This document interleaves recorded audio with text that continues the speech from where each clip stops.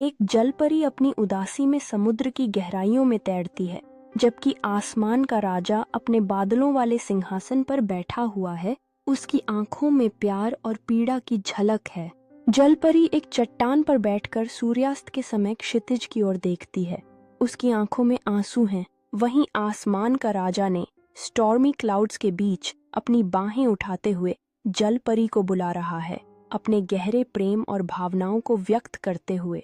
जलपरी समुद्र की गहराइयों में तैरती है, रंग बिरंगे मछलियों के बीच अपने दिल के दर्द को दबाने की कोशिश कर रही है, जबकि राजा बादलों के किनारे पर खड़ा है, जलपरी द्वारा दिए गए चमकदार मोती को पकड़कर अपने प्यार की यादों में खोया हुआ। जलपरी चांदनी रात में एक मधुर गाना गा रही है। उसकी आवाज समुद्र में गूंजती है, जबकि राजा अपनी सिंहासन पर बैठकर जलपरी के गीत को सुन रहा है। उससे दूर होने की पीड़ा और उसके प्रति अपनी चाहत महसूस कर रहा है। जलपरी एक प्राचीन खजाने को खोजने के लिए जलमग्न गुफा में प्रवेश करती है। उसकी आंखें आश्चर्य से भरी होती हैं, जैसे वह इसके रहस्यों को उजागर करती है। जलपरी खजाने में से एक चमकदार रत्न को पकड़े हुए है।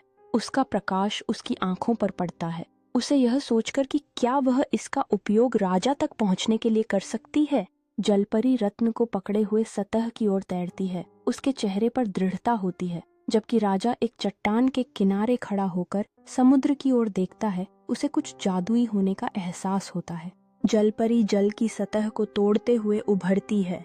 रत्न उसके हाथ में चमक रहा है, जबकि राजा उस प्रकाश की ओर मुड़ता है।